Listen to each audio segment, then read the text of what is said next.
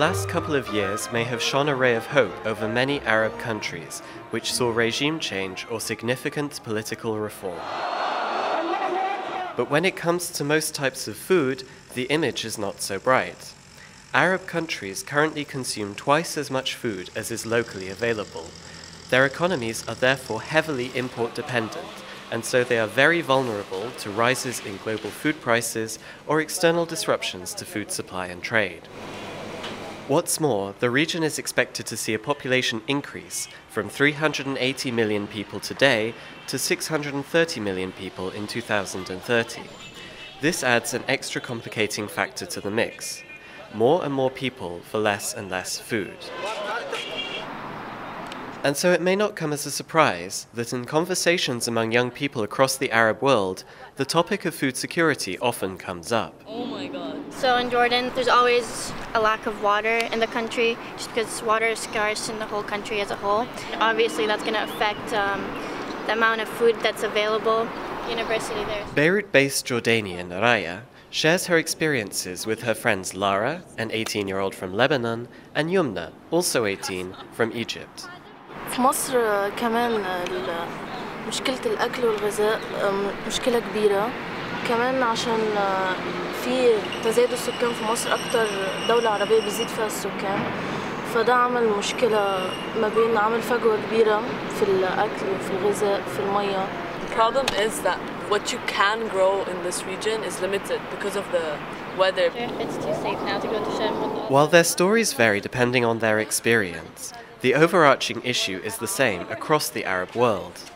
The region is unable to feed itself, and the situation is not expected to get any better due to the rising water scarcity. Estimates say that in a few years, the per capita share of water in the Arab world will be close to only 500 cubic meters a year. But it's not all necessarily grim news.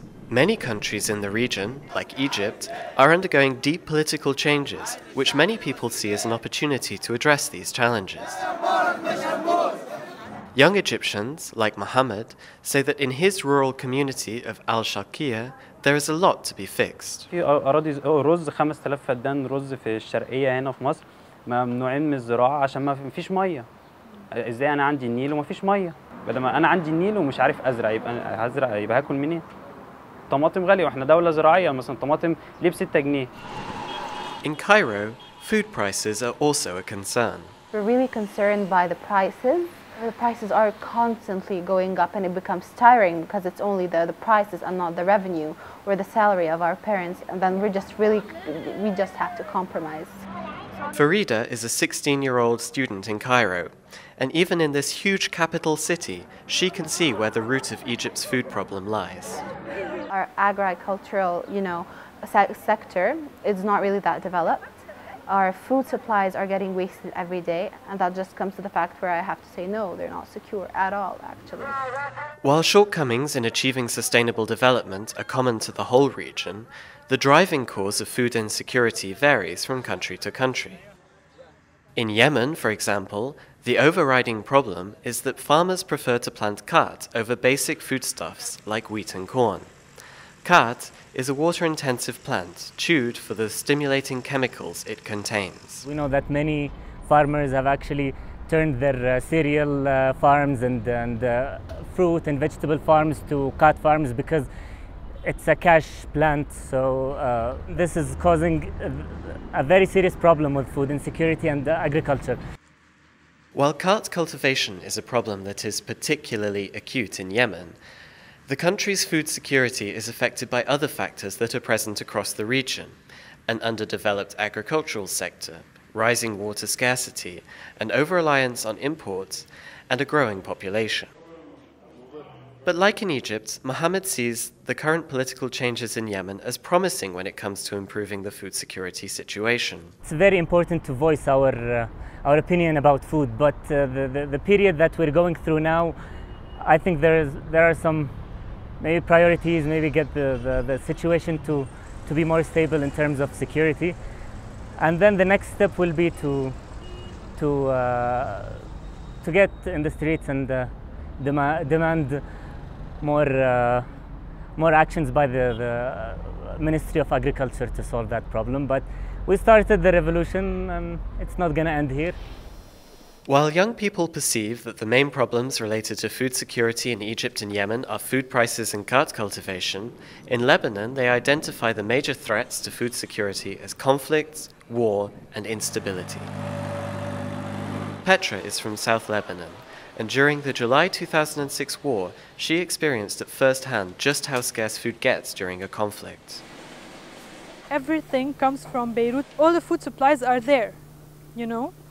So when in 2006, Israeli army broke the road from Beirut to south, there was an impossibility for food to travel from Beirut to other cities.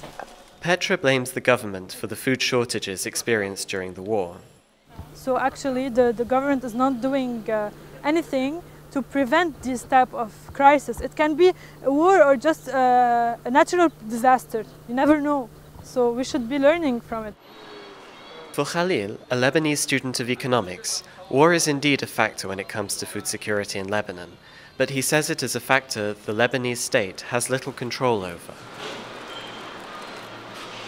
He argues that there are other things the state could improve on to lessen the impact on food security when war rages. We have to rebuild our productive sectors, especially agriculture, basically because of the political situation in the region, which is highly volatile. We don't know and we cannot anticipate when the crisis is coming. So for that, we have to build and secure national resources. Back at the park in Beirut, Raya, Lara and Yumna's chat has run the gamut on food security issues: water, food distribution, agricultural development, and now their discussion is turning to other things. Today, these young people are learning about the issues that affect food security in the Arab region, but tomorrow it is this generation that will have to find solutions for this problem for future generations.